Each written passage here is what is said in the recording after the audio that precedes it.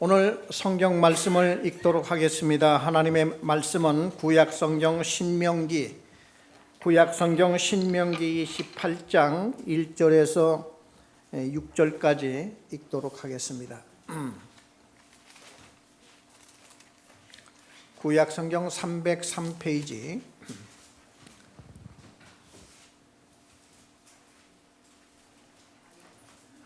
신명기 28장 1절에서 6절까지 제가 한 절 읽고 여러분이 한 절 읽고 이렇게 해서 교독을 해 가도록 하겠습니다. 내가 내 하나님 여호와의 말씀을 삼가 듣고 내가 오늘 내게 명령하는 그의 모든 명령을 지켜 행하면 내 하나님 여호와께서 너를 세계 모든 민족 위에 뛰어나게 하실 것이라. 내가 내 하나님 여호와의 말씀을 청종하면 이 모든 복이 내게 임하며 내게 이르리니 성읍에서도 복을 받고 들에서도 복을 받을 것이며 내 몸의 자녀와 내 토지의 소산과 내 짐승의 새끼와 소와 양의 새끼가 복을 받을 것이며 내 광주리와 떡반죽 그릇이 복을 받을 것이며 내가 들어가도 복을 받고 나가도 복을 받을 것이다. 네. 아멘. 아멘. 이 신명기는 모세 지금부터 약 한 4,000년 전에 있었던 이 역사적인 인물이고 이분에 의해서 이스라엘 나라가 이제 시작이 되죠. 그 이스라엘 나라는 아브라함 때부터 이제 시작이 됩니다. 그래 하나님의 계획은 아브라함이 그 당시에 가장 믿음이 좋았던 이 아브라함을 불러서 그 아브라함은 원래 아이를 갖지 못하는 부부였는데 하나님께서 아들을 약속합니다. 그렇지만은 그 아들을 약속하고서도 25년이라고 하는 장구한 세월을 기다리게 해서 인간적으로 완전히 이제 그들 부부에게서는 아이를 가질 수 없는 이제 나이를 봐서도 그렇고 그래서 그런 중에 아이를 줘요. 그러니까 이 아이는 오직 하늘에서 하나님께서 주신 아이죠. 그래서 그 아이가 이삭입니다. 이삭. 그래 그 하나님께서는 그 이삭이라고 하는 아들을 약속의 아들이라 그렇게 얘기를 하죠. 약속의 아들. 왜? 하나님께서 약속했던 그 아들을 주었습니다. 그래 바울은 신약 성경에 와서 믿음이 무엇이냐? 믿음을 주제로 편지를 썼는데 그게 로마서입니다.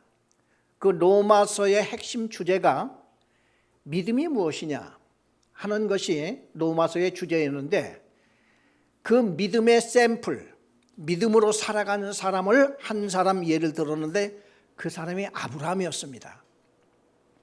그 아브라함을 바울은 왜 믿음의 아들 사람으로 정해놨는고 하니 하나님께서 약속을 했는데 그 약속이 금방 바로 이루어지지 않더라도 끊임없이 그걸 믿고 끝까지 나가서 마침내 그 아들을 얻었다고 해서 이것을 아브라함의 믿음 그렇게 얘기를 하고 있죠.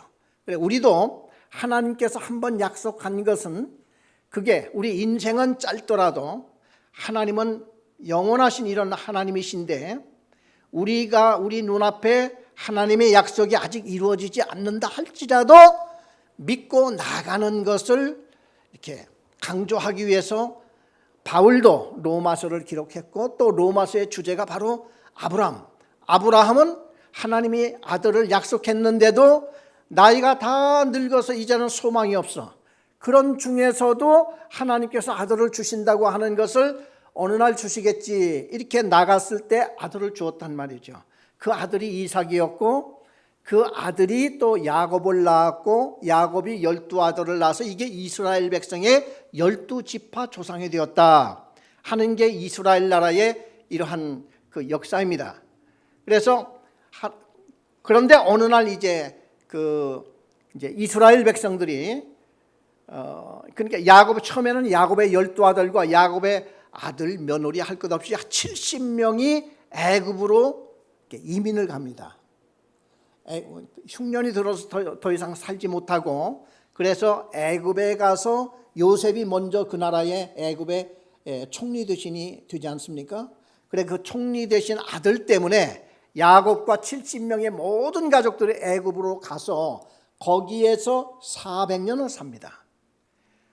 애굽에서 이스라엘 그 아브라함의 후손들이 400년 동안 사는 동안에 큰 민족을 이뤘어요. 그렇지만은 이 사람들은 애굽에서 노예 생활로 나날을 이렇게 보냈습니다. 그래 어느 날 하나님께서 모세라고 하는 인물을 딱 세워서 모세를 통해서 이스라엘 민족을 애굽에서 이끌어내어서 가나안 땅, 하나님이 예비한 그 땅으로 들어가 그 땅이 바로 이스라엘 나라가 됩니다. 그 이스라엘 나라가 오늘까지 존재해 있다고 하는 것은 정말 오늘 하나님을 믿는 우리에게도 얼마나 큰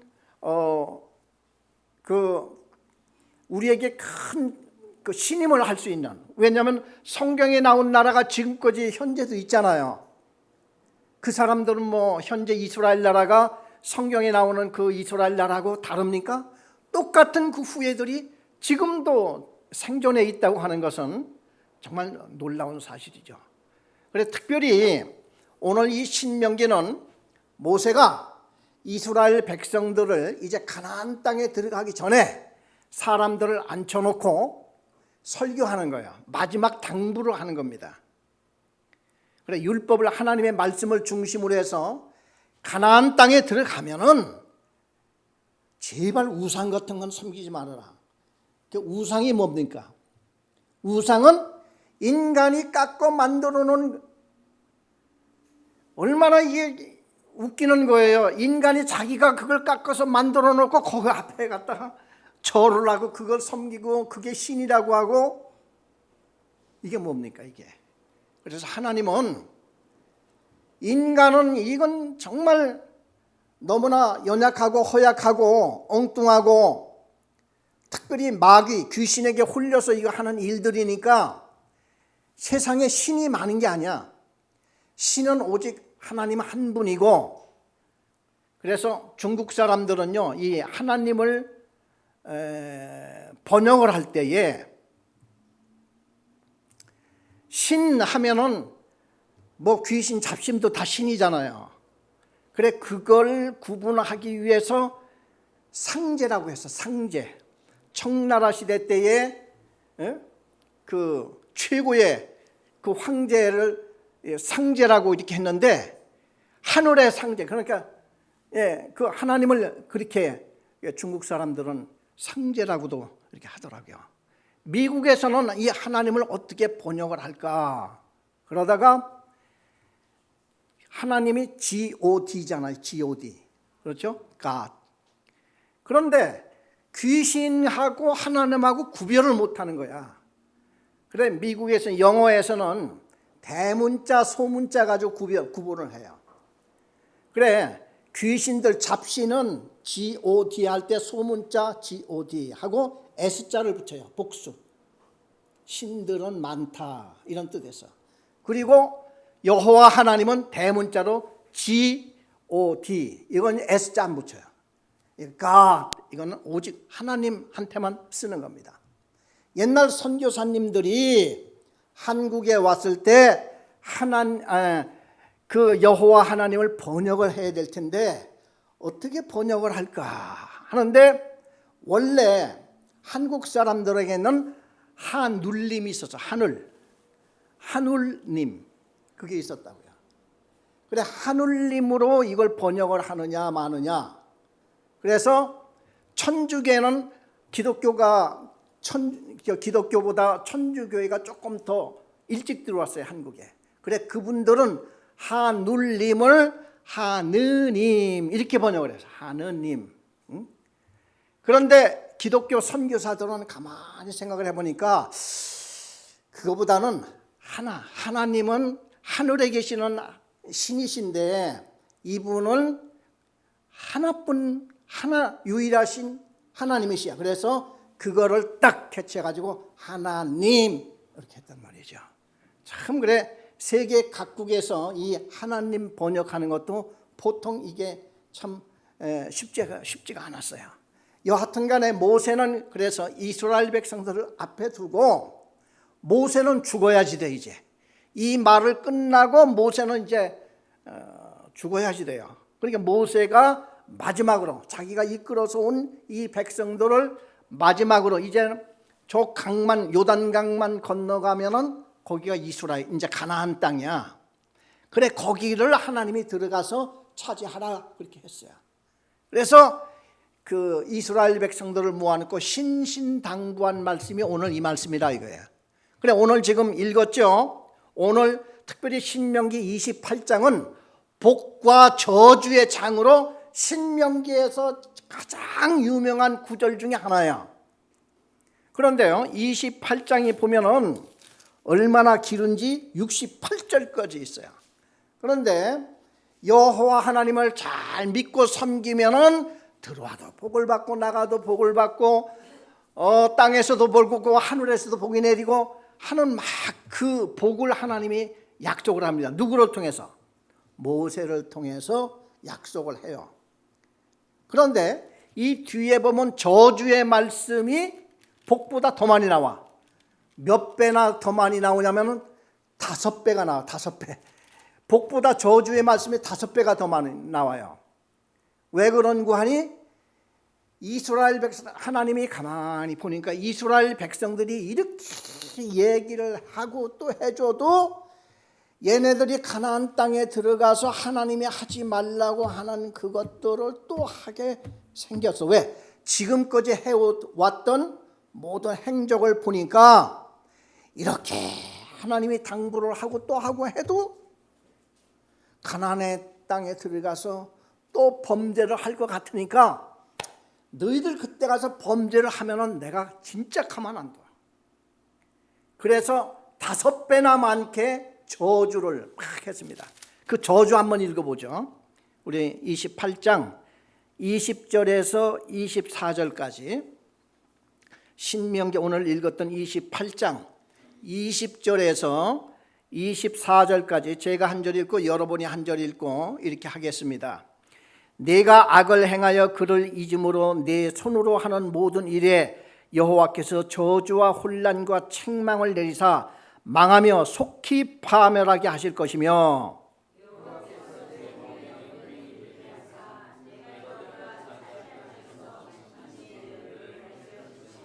여호와께서 폐병과 열병과 염증과 학질과 한재와 풍재와 썩는 재앙으로 너를 치시리니 이 재앙들이 너를 따라서 너를 진멸하게 할 것이라.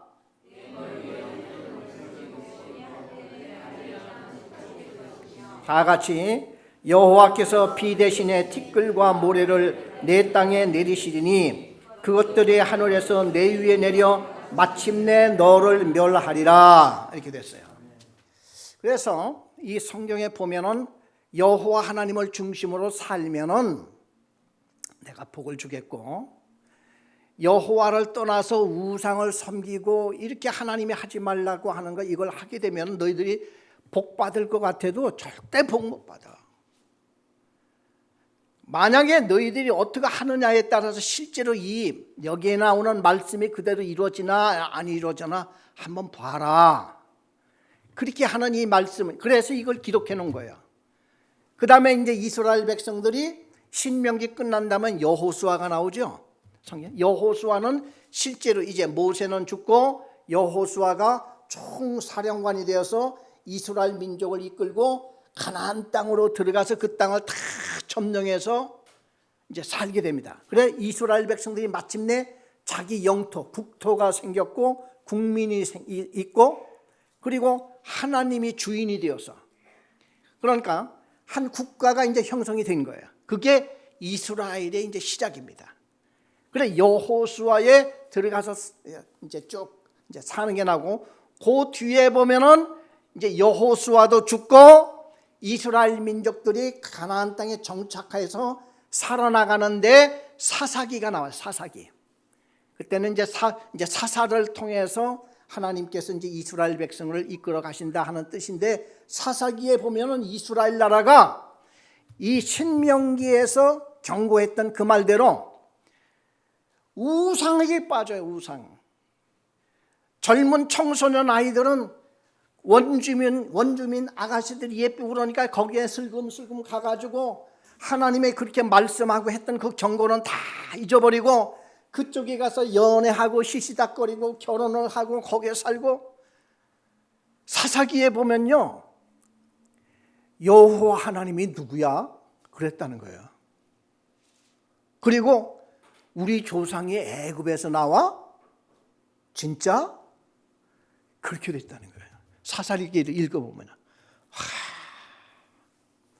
그래서 나중에 이스라엘 나라가 폭삭 망하죠. 그래 하나님께서 그 망하기 전에 하나님의 선지자들을 막 보내. 이사야, 예레미야, 에스겔, 다니엘 이런 선지자들이 가가지고 신명기에서 말했던 그 여호와 하나님이 곧 이제 불벼락으로 칠 거야. 선지자들이 막 그렇게 하면은 선지자들을 붙잡아다가 죽여, 고문을 해. 이게 이제 그래서 여러분이 선지서를요 잘 배워야지 돼요.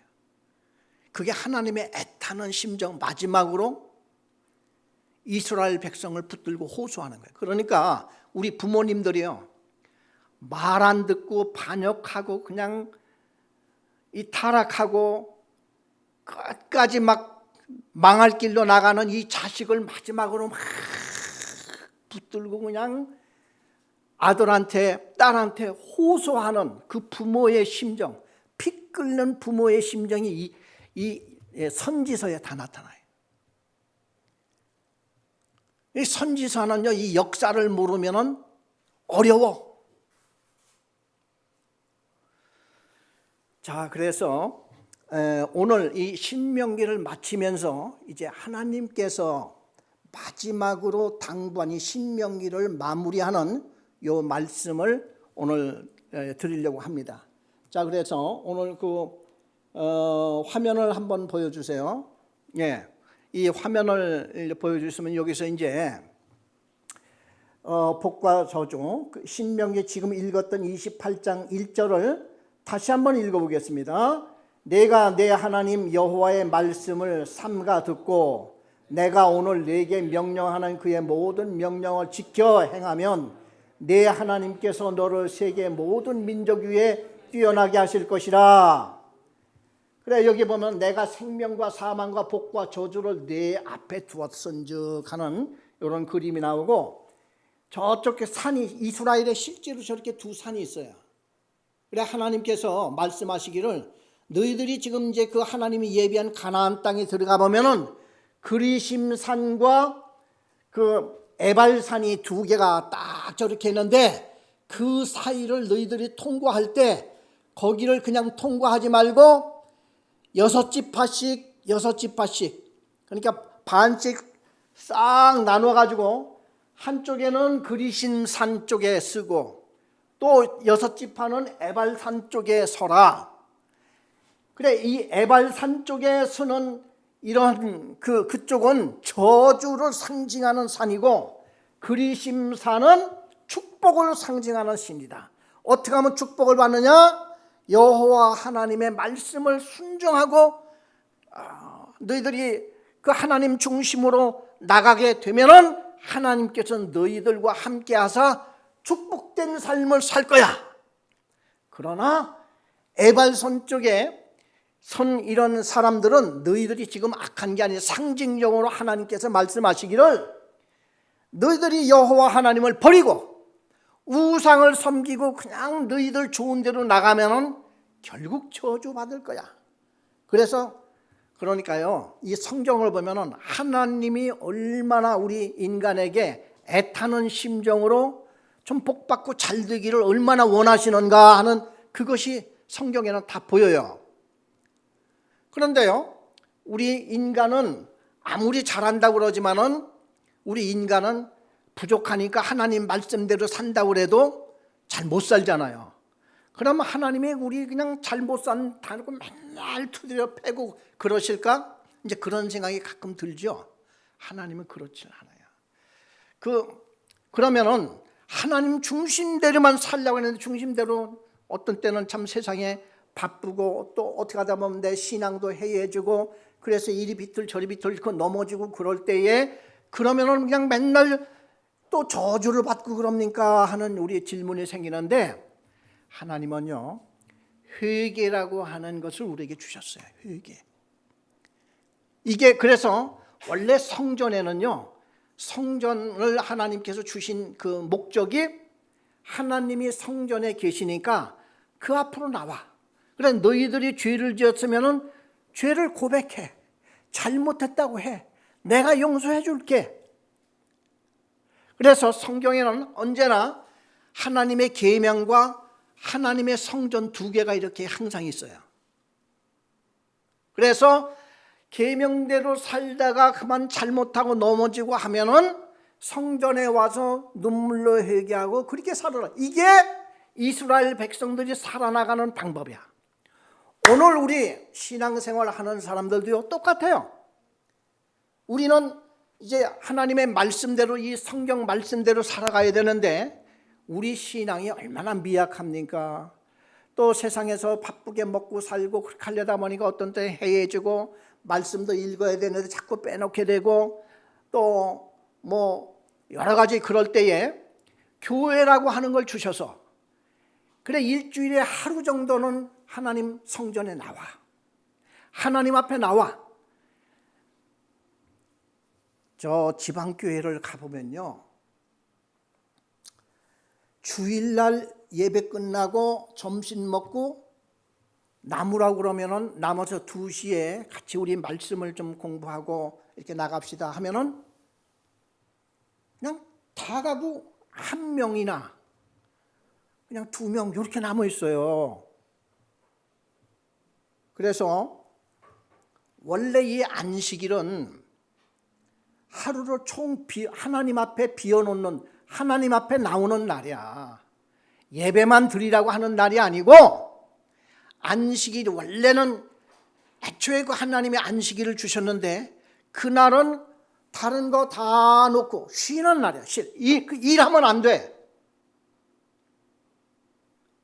그래 그날은 모든 걸 집중하고 뭐 어디 뭐 막 싸돌아 다니면서 그냥 뭐 놀으라 하는 그런 게 아니라 조용하게 하나님 앞에 나와서 그날 어쨌든 교회에서 하루를 보내는 그래 우리는 참 우리 서울 주사랑 교회에서는 정말 하루를 온전히 주 앞에 보내려는 이러한 우리 장로님들과 함께들 이날을 어떻게든지 하루를 이 주일 하루는 하나님 앞에서 시간을 보내고 그래 말씀을 공부를 하고 이러한 분위기가 딱 잡혀 있는데 앞으로 점차적으로 모든 우리 지방에 있는 모든 교회들과 또 일본에 있는 우리 교회들도 주일 하루는 우리는 다 어른들이잖아요. 어디 뭐 붙잡아 놓을 수는 없잖아. 자기들이 자발적으로 같이 저걸 해야지. 그래서 오늘 여기에서 하나님의 그 심정을 보면 하나님께서 하시는 말씀이 여호와 하나님을 중심으로 살다 보면은 복을 받게 돼 있어. 그리고 너희들이 만약에 나태해지고 이렇게 하고 하면은 하나님 앞에 나와서 또 회개를 해. 하나님은요 회개하는 걸 그렇게 감격스러워해요. 아합 왕이 말입니다. 나봇의 포도원을 막 나봇을 돌로 쳐 죽이고 포도원을 뺐잖아요. 그래 엘리야가 와가지고 너희 아합 왕가는 앞으로 여호와 하나님께서 저 나봇을 쳐 죽인 것 같이 그냥 하나님이 그냥 싹 쓸어버리실 거야 하고 엘리야가 나와가지고 막 하니까 아합 왕이 그냥 집에 돌아와가지고 머리에 수건을 쓰고 그냥 허리도 꼿꼿하게 피지도 않고 이렇게 숙이면서 기가 죽어가지고 이렇게 하니까 하나님께서 엘리야를 또 불렀어요. 엘리야야, 저 아합 왕이 겸손하게 회개하는 거 봤지? 저 아합 왕을 그냥 내가 싹 청소를 하듯이 싹 그냥 멸절을 하려고 했는데 아합 왕이 저렇게 회개를 하니 아합 왕이 죽을 때까지 내가 연기해 줄 거야. 하나님이 그렇게 말씀하세요. 그러니 하나님은 회개하는 걸 얼마나 좋아하는지 몰라요. 그래, 우리의 부족한 거 그런 건 하나님 앞에 항상 와서 바로잡고 해나가는 게, 이게 바로 우리가 이제 교회 생활하면서 신앙생활을 해나가는 거예요. 그래서 그 다음에 이제 둘째, 우리 그림 영상 한번 띄워주세요. 예. 자, 우리 위에 복과 저주를 신명기 28장 15절 16절을 다 같이 한 음성으로 읽겠습니다. 내가 만일 내 하나님 여호와의 말씀을 순종하지 아니하여 내가 오늘 내게 명령하는 그의 모든 명령과 규례를 지켜 행하지 아니하면 이 모든 저주가 내게 임하며 내게 이를 것이니 내가 성읍에서도 저주를 받으며 들에서도 저주를 받을 것이요. 그 밑에 이게 각 나라 국기인데요. 저 이제 맨 첫 번에 있는 건 저게 이스라엘 국기입니다. 저 이스라엘 국기 중에서 가운데 삼각형 두 개를 딱 이렇게 해놨어요. 저걸 보고 육각형 별인데 저걸 다윗의 별이라고 이스라엘 사람들은 그래요. 왜 다윗의 별인지는 모르겠어요. 그래서 다윗의, 그러니까 다윗 왕을 상징하는 별이에요. 저게 이스라엘 현재의 국기예요. 그런데 이스라엘 그 성경에 보면 이스라엘 조상들 중에서 기라성 같은 인물이 그냥 성경에 얼마나 많이 나옵니까? 그렇죠? 뭐 노아도 있고 또 그 후에 이제 모세도 있고 아브라함도 있고 이삭도 있고 야곱, 또 여호수아, 뭐 느헤미야, 이사야, 예레미야, 뭐 그냥 말도 못하는 많은 그 조상들이 있는데, 이스라엘 사람들은 그들의 아버지, 원래 이스라엘의 아버지는 사울 왕이 되어야지 돼요. 사울 왕. 왜냐하면 그분이 초대 왕이었었으니까. 초대 왕이었었으니까 그분이 이스라엘의 아버지가 돼야 되는데, 사울 왕을 내치고 두 번째 왕 다윗을 이스라엘의 아버지로 지금도 그렇게 생각을 하고 있어요. 근데 다윗도 보면은 그 죄도 많잖아요. 무서운 죄를 해서 한 가정을 박살내고 그냥 비참하게 하고, 그 부인을 자기 그 전쟁터에 나가서 싸우고 있는 우리아라고 하는 충실한 부하의 그 아내를 그냥 뺏어가지고 말이야. 불륜을 저지르고, 그리고 임신을 하니까 그 전쟁터에 있는 그 남편을 불러다가 야, 둘이 휴가를 가가.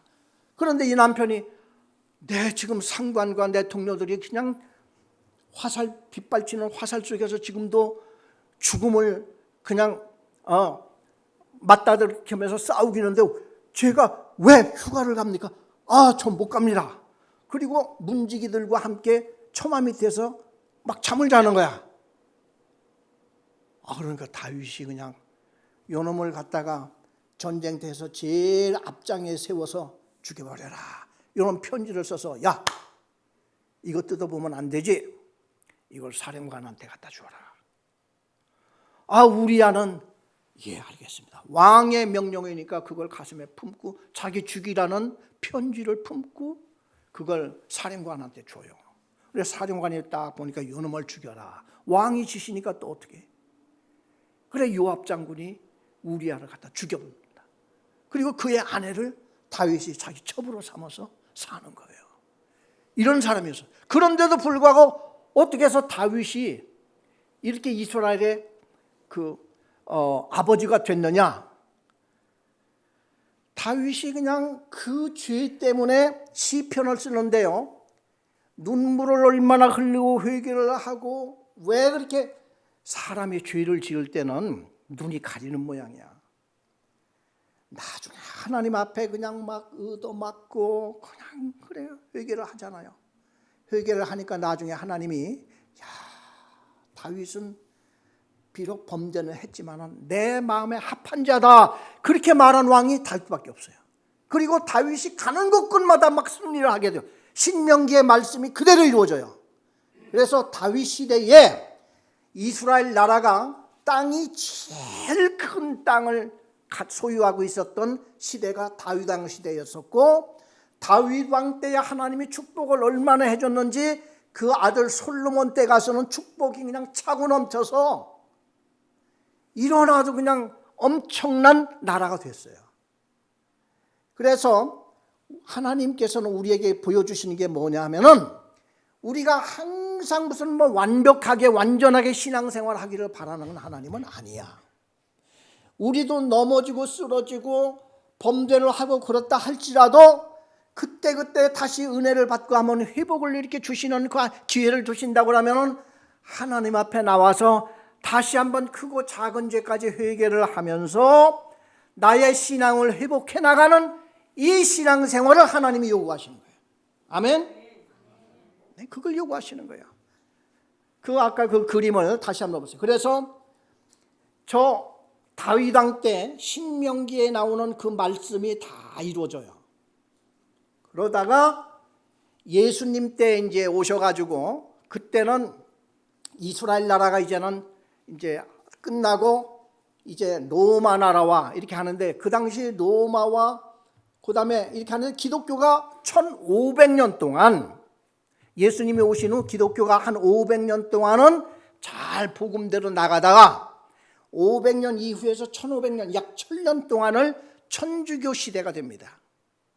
이때를 암흑시대라고 그래요.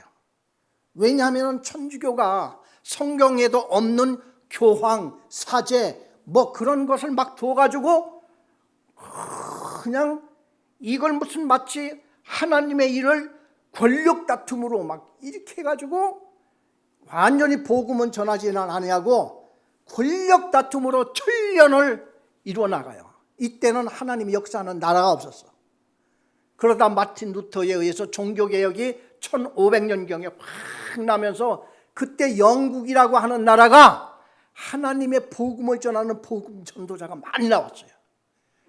요한 웨슬렘 같은 휘트필드 같은 사람, 그 미국의 모든 부흥회를 영국의 목사들이 가서 미국 그 초창기에 신대륙에 이제 그쪽에 가서 막 살겠다고 하는 그쪽에 가서 막 부흥회를 열고 복음을 전하고 말씀을 전하고 했던 모든 사람들이 다 영국 목사님들이었어요.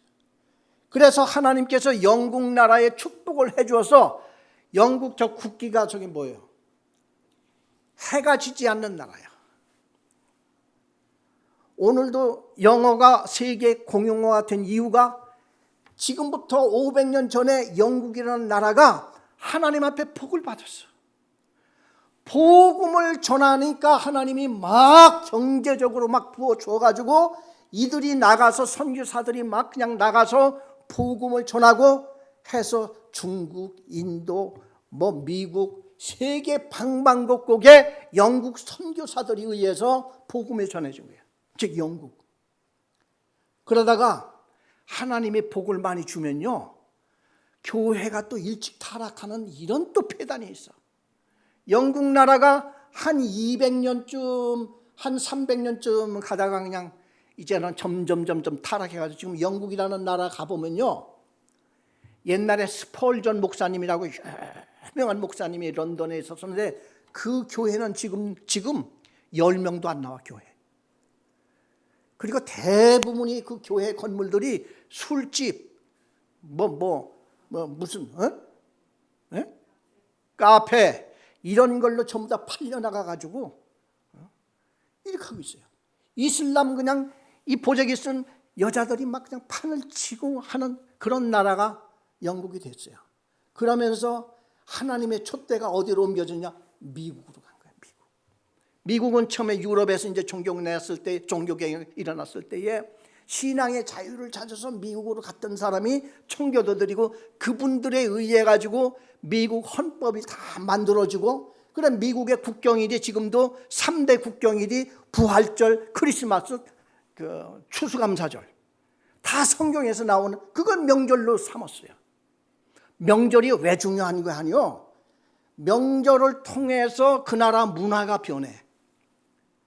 분위기가 팍 바뀌어요. 명절은 해마다 돌아오잖아. 그러니까 아이들은 태어나면서 그 명절을 통해 가지고 그냥 자동 학습이 돼. 그래 하나님 성경 중심으로 자동 학습이 되는 나라. 그래 이 돈 지폐에도 In God we trust. 우리는 하나님을 믿습니다. 돈에 이렇게 박힌 나라는 세상에서 여기밖에 없어요. 미국밖에 없어요. 그래 하나님께서 미국을 통해 가지고 선교사들을 보내니까 그냥 하나님께서 이게 신명기에 나오는 그 말씀 그대로 국가적으로 이루어지잖아요. 제가 이 말씀을 드리는 것은 제가 보는 견해에서는요, 이게 보여. 이렇게. 그래서 그러다가 이제 미국 선교사들이, 우리 한국도 미국 선교사들이 와서 복음을 전한 이런 나라요. 그래 한국이라는 나라가 제 어렸을 때만 해도 60년, 그러니까 50년대에 우리 전쟁이 일어났잖아요. 60년대, 70년대는요, 북한보다도 남한이 훨씬 못 살았어. 그런데 남쪽에는 그냥 기독교 교회가, 저도 하여튼 어렸을 때 그냥 맨날 교회 가서 살았으니까 이러면서 그냥 그래 옛날에 성경책 들고 만난 주일학교 쫓아다니는 사람들 지금 이제 국회의원들 장관 대통령 막 되잖아요. 지금. 그래가지고 한국이 교회가 막 뜨겁고 부흥되고 그러니까 세계에서 유명한 국가가 됐어요. 기독교 국가가. 세계에서 제일 큰 교회가 13개가 한국에 있어요. 이 조그만 나라에서. 동남아 가봐요. 한국 목사들이 그냥 다 진을 치고 있어요. 그 중에 일본 목사가 꼈습니까? 아니면은 무슨 중국 목사가 아직 모르겠어요. 중국 목사들 선교사 아직 저는 앞으로 그렇게 될 거예요. 자, 그래가지고 미국 나라가 이제 이렇게 지금 기울어져 가고 있어요. 미국 나라가. 왜? 워낙 이제 세계에서 최강의 나라를 하다 보니까 교만하기도 하고 이제는 이제 막 그냥 이제 타락하기도 하고. 자, 이 그림. 그래서 이제는 저 미국, 이스라엘, 영국, 미국, 이제 한국이 이렇게 됐잖아요. 그래 한국 나라가 지금 그냥 세계 아프리카를 가도 그렇고 유럽을 가도 그래서 한국 선교사들이 그냥 막 필리핀에 가서도 한국 선교사들이 얼마나 많은지 몰라. 그러다가 이제 한국도 이제 이렇게 전도가 안 돼요. 한국 교회도 지금 이제 전도가 안 돼. 지금 뭐 이게 유지 이제 하려고 막 이렇게 하지만도 힘들고 지금 중국 쪽이 그냥 막 쥐엄 믿습니다. 막 이게 이제 중국에서 있어요. 그런데 이 중국은 그냥 정부에서 꽉 누르기 때문에 이게 어떻게 될런지 이게 좀 누르는 세력이 팍 터질 것인지 아니면 그냥 눌려서 이게 얼마나 오래 갈 것인지 그게 참 그러는데 앞으로 저는 이 중국 사람들을 통해서 이슬람권이 기독교가 아직 못 들어가잖아요. 이슬람권, 북한 이 중국 사람들이 얼마나 유리해요. 그래 저는 그냥 중국 가가지고 신학생들 하나라도 좀 가르쳐 보려고 막 이렇게 막 하는 거예요. 그건 뭐 제가 처음에 하려고 한 게 아니라 하나님이 그렇게 붙여줬어. 자, 이게 오늘 우리 신명기에 나오는 그 원리요. 이게 하나님의 원리. 그 다음에요. 자, 우리 신명기 29장 3절 우리 다 같이 한번 읽어보겠습니다. 곧 그 큰 시험과 이적과 큰 기사를 내 눈으로 보았느니라. 그러나 깨닫는 마음과 보는 눈과 듣는 귀는 오늘 여호와께서 너에게 주지 아니하셨느니라. 이 모세가 기가 막힌 말을 하는 거예요. 너희들은 지금까지 하나님의 그 큰 기사와 이적을 얼마나 많이 보아왔는데 하나님께서 너희들한테는 보는 눈과 듣는 귀를 주시지 않았다는 거예요. 왜 그랬을까요? 왜 깨닫는 마음과 보는 눈과 듣는 귀는 너에게 주지 않았다는 거예요, 하나님께서. 그 이유가요.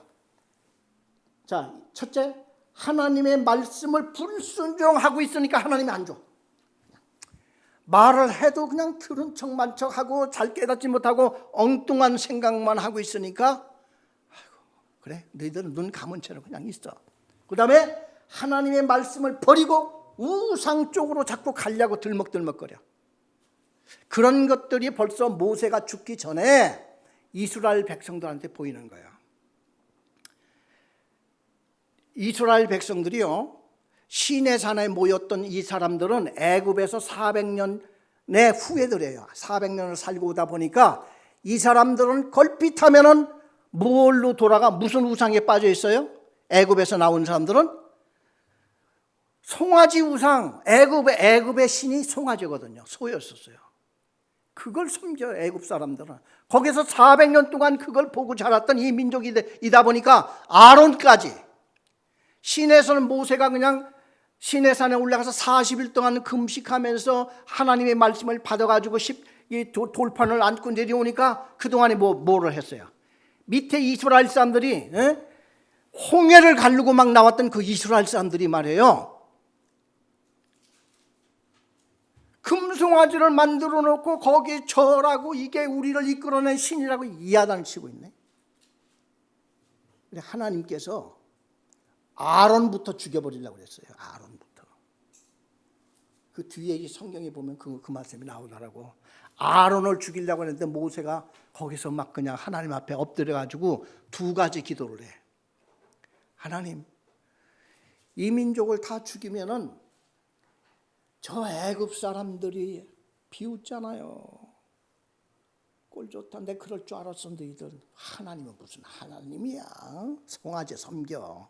그렇게 비웃던 자들이 이스라엘 민족을 시내산 여기서 그냥 다 죽여버리면은 애굽 사람들이 말이 맞잖아요. 하나님, 그러지 마세요. 하나님, 안 그랬으면 좋겠습니다.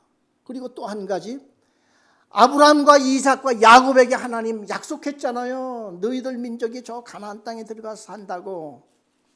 그 약속하신 그 약속이 다 지금 허물어지지 않습니까? 하나님, 모세가 그렇게 기도를 하니까 하나님이 그래, 내가 네 말대로 살려주겠다. 그리고 광야 40년 동안 사는 동안에 죽여버렸어. 다. 너희들은 안 돼. 그리고 이 세대를 키워서 들여보내잖아요. 그래서 하나님이 눈과 귀와 이거 다 이렇게 뜨지 못하게 이렇게 하셨다네. 그래, 오늘도 어떤 분들은 교회에 와서 말씀을 듣고 은혜를 받고 감격하고 기도하고 회개하고 하는데, 어떤 사람들은 맹성하고 엉뚱한 생각이나 하고. 왜 그럴까요? 이거예요, 이거. 그들은 마음에 관심이 없어. 그러다 보니까 하나님이 그대로 두어.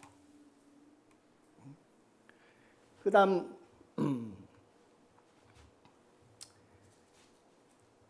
자, 29장 18절 같이 또 읽어보겠습니다. 너희 중에 남자나 여자나 가족이나 집하나 오늘 그 마음이 우리 하나님 여호와를 떠나서 그 모든 민족의 신들에게 가서 섬길까 염려하며 독초와 쑥의 뿌리가 너희 중에 생겨서, 그러니까 독초가 뭐냐? 여호와를 떠나서 그 모든 민족의 신들에게 가서 섬기는 자들이 독초요.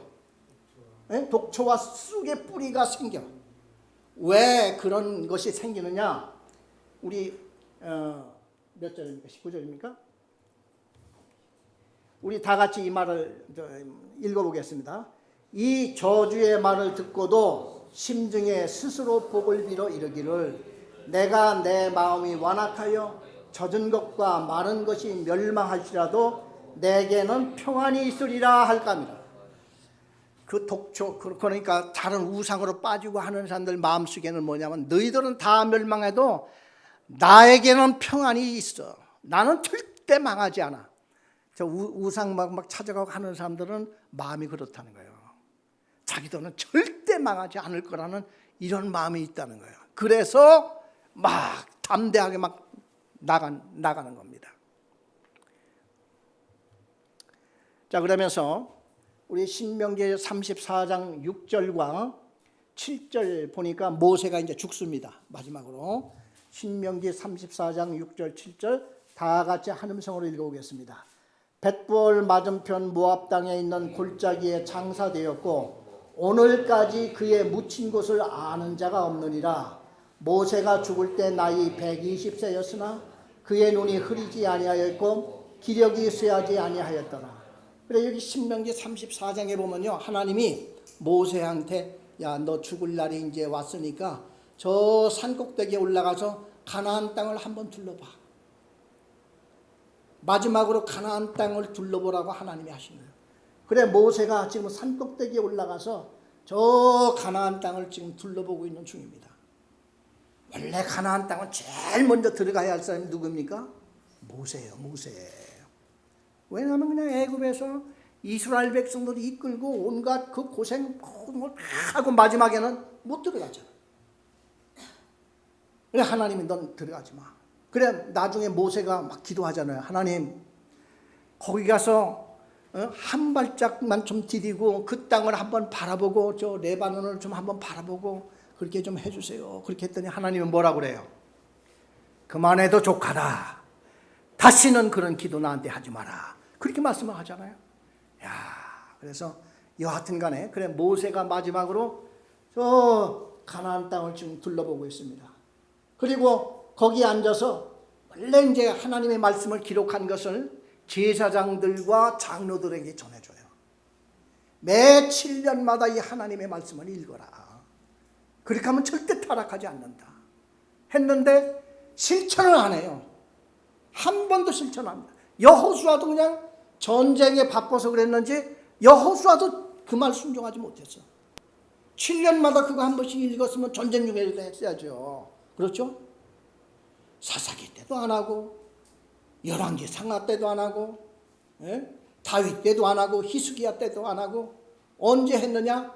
바벨론 포로로 그냥 갔다 와서 뒤돌아온 후에 에스라 느헤미야 시대 때 처음으로 한번 성경 말씀을 읽는 그런 역사가 있었습니다.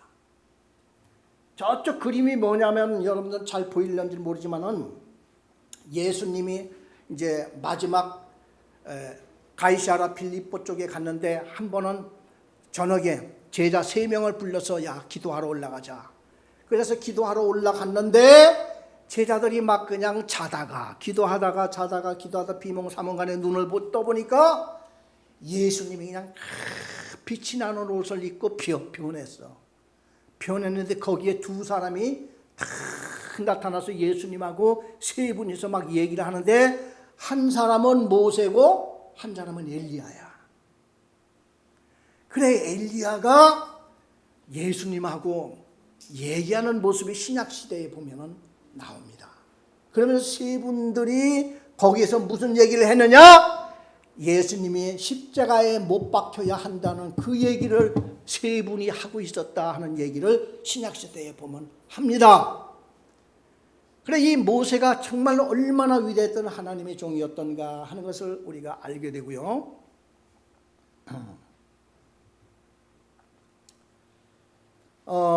신명기 34장 10절하고 18장 15절에 우리 한번 다시 읽어보겠습니다.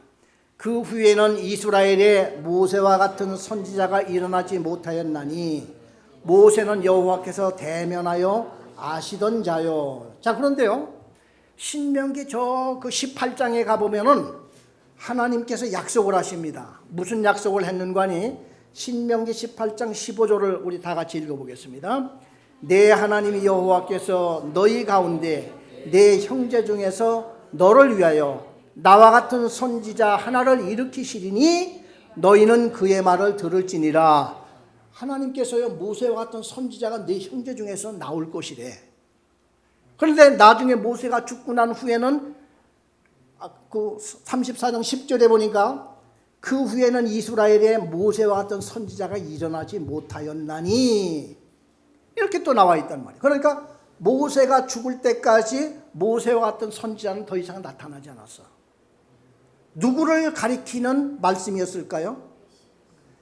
예수 그리스도가 앞으로 모세와 같은 선지자로 오실 메시아 예수 그리스도를 예언하신 말씀이에요. 너희 중에 모세와 같은 선지자. 모세는 애굽에서 이스라엘 민족을 이끌어낸 사람이죠. 예수님은 이 세상에 오셔서 우리를 어디에서 이끌어낸 사람이야? 분이야. 죄에서 우리를 이끌어내신 분이 예수님이야. 그러니까 모세는 이스라엘 백성을 애굽에서 이끌어내서 가나안 땅 하나님의 그 예비하신 땅으로 들여보낸 그러한 역할을 했던 분이지만은 예수님이 오셔서 우리를 태고째부터 아담 이후로부터 그냥 죄에 꽉 매이고 그 다음에 그 죄 속에서 있는 자들에게 당할 그 운명은 사망이야, 사망. 그러니까요, 마귀가 맨날 우리 인간한테 너 죽여, 죽어 하면 막 죽음 앞에서는 우리 인간은 뭐 그냥 할 말이 없어. 그래 항상 마귀가 이 죽음을 가지고 우리를 다스려와. 죽을까봐 벌벌 떨고 죽지만 않게 해주세요 이러면서 하는데, 예수님이 오셔가지고 우리 죄를 십자가에 못 박혀 죽어서 너희들의 죄를 내가 지고 하나님 앞에 내가 모든 것을 이렇게 희생 제물로 내가 받으니 너희들은 걱정하지 마라. 이제 그 말씀이거든요. 그래서 마귀가 보니까 지금까지 사망 권세 가지고 마귀가 우리를 휘둘렸는데 그냥 예수님이 부활을 탁 하시네. 예수님이 부활을 안 했다고 하면요, 기독교는 사라졌어요. 그냥 세상 종교 비슷하게 그냥 끝난 거예요. 그런데 예수님이 죽었다가 부활을 하면서 지상에 40일 동안 계시면서 하늘로 승천하면서 내가 이대로 올 거야, 너희들 앞으로 이렇게 부활이 돼, 이런 약속을 한 후에, 그리고 성령을 보내. 성령을 보내니까 그냥 막 그때 회개치 않았던 바리새인들, 사두개인들, 이런 사람들이 떼거리로 해결하면서 이제 교회가, 초대교회 예루살렘 교회가 시작되고 그 교회가 오늘날까지 세계 만방으로 퍼져오는 거예요. 그래서 예수님은 모세와 같은 이런 위대한 선지자로 하나님이 보내신 우리의 구원자란 말이죠. 그래서 여기 이렇게 보면은 여기 이제 모세가 여기에서 하나님께 기도를 하지만은 그 가운데는 예수님이 모세와 같이 우리를 위해서 기도하시고 성령이 이제 말씀 위에 이렇게 내리시는 이런 역사가 온 것입니다. 마지막으로, 그래 모세는 이스라엘을 애굽에서 이끌어 내셔서 영원한 해방을 하였다면, 예수 그리스도는 우리를 죄에서 이끌어내서 영원한 구원으로 이끄신 이런 분이라 이제 하는 것이죠. 자, 우리 마태복음 22장에 보면요, 바리새인들 구원하고 예수님의 구원이 어떻게 틀린가 하는 것을 이제 제가 다음 주일부터는요 마가복음에 대해서 말씀을 드리는데, 예수님이 그냥 맨날 바리새인들하고 싸우죠. 싸운 이유가 뭐냐 하면요, 바리새인들 구원은, 자 우리 마태복음 5장 21절 22절을 다 같이 한 음성으로 읽어보겠습니다. 옛사람에게 말한 바 살인하지 말라, 누구든지 살인하면 심판을 받게 되리라 하였다는 것을 너희가 들었으나 나는 너희에게 이르노니 형제에게 노하는 자마다 심판을 받게 되고 형제를 대하여 나가라 하는 자는 공회에 잡혀가게 되고 미련한 놈이라 하는 자는 지옥불에 들어가게 되리라. 바리새인들은 그 당시에 이게 하나님의 계명을 가지고 뭐냐면 아주 쉽게 그냥 수준을 낮췄어. 예를 들어 살인하지 말라 하면은 살인 안 했어. 지금 나는 살인을 안 했으니까 나는 죄가 없어. 그리고 나는 구원받았어. 그 사람들이 구원론이 그거예요. 간음하지 말라. 나는 간음 안 했어. 그러므로 나는 죄인이 아니야. 나는 의로운 자야. 나는 천국에 가. 이 논리에 있었어요. 그래, 바울 같은 사람도 그렇게 믿었어요. 바울 같은 사람. 근데 예수님이 오셔서 하나님의 율법의 수준을 확 올린 거야. 어떻게 옮겼느냐? 너희는 살인하지 말라 했지만은 나는 너에게 말하느니 형제에게 노하는 자마다 심판을 받게 되고 형제를 대하여 나가라 하는 자는, 미련한 놈이라 하는 자는 공회에 잡히게 되고 미련한 놈이라 하는 자는 지옥불에 들어가게 하리라. 이게 뭐냐면은 여기 안 걸릴 사람이 누가 있어요? 모든 인간은 여기에 다 걸리죠. 그러니까 우리는 죄인이라는 거예요. 그래서 예수님께서는 바리새인 너희들도 죄인이야. 아담의 후예인데 어떻게 너희들이 우리는 살인하지 말라 했으니까 살인 안 했잖아. 이 사람들 맨날 예수님하고 싸우는 거야. 나중에 이제 마가복음에 보면요, 이 바리새인들은 야 싸울 때 말이야 우리가 율법이 이거 가지고 저거 가지고 계속 싸우면 우리가 불리해. 하나만 가지고 싸워. 안식일 문제, 안식일. 응? 안식일 문제를 가지고 그냥 집요하게. 그러니까 예수님은 또 안식일마다 막 병을 고쳐. 이제 이런 싸움을 계속 하는데 예수님께서는 하시는 말씀이 우리는 다 죄인이야. 하나님이 보내시는 죄를 이제 독생자 아들은 죄를 사하는 권세를 하나님이 주셔서 죄를 사해. 그래 예수 앞에 오는 자들은 예수님이 죄를 사해줘. 그러니까 병이 막 나. 그런데 바리새인들은 자기들은 그냥 그런 걸 몰라. 살인을 안 했으니까 구원 그냥 받는 거야. 그런데 예수님은 자꾸 이 바리새인들이 죄인으로 막 몰아가니까 죽여야 되겠구나. 그래서 바리새인과 나중에 대제사장 서기관 이 사람들이 합세를 해서 빌라도한테 끌고 가서 죽인 거예요. 정치적으로 모함을 해서. 원래 예수님을 성전 모독죄가 성립이 됐으면 돌로 때려 죽여도 돼, 예수를. 근데 성전 모독죄를 죄를 뒤집어 씌우려고 아무리 그래도 죄가 성립이 잘 안 돼. 예수님이 한 말 가지고 뭐 성전을 무너뜨리라 내가 사흘 만에 일으키리라 그걸 가지고 그냥 살인할 죄만 막 어떻게 하려고 해도 그게 모독죄가 될 어떤 뚜렷한 그게 없으니까 증인을 내질 못했어. 그래가지고 이렇게 된 거예요. 그래서 예수님의 구원론과 바리새인의 구원론은 바리새인들은 그냥 아주 율법을 심플하게 살인만 안 하면 돼. 구원. 예수님은 다 우리는 죄인이야. 응? 예수를 믿어야 하시되 이걸로 이렇게 되는 것입니다. 그래서 예수님 당시에요. 정말 노예들이나 이런 사람들은 이 바리새인들이 해주는 뭐 이런 거 그렇게 행위로 구원받는 거예요. 행위. 하니까 그냥 시간도 없고 그러다가 예수님이 나타나서 믿음으로 구원받는다. 이 말은 그냥 완전히 복음이에요. 복음.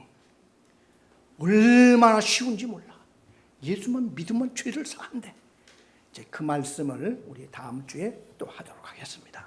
같이 기도하겠습니다.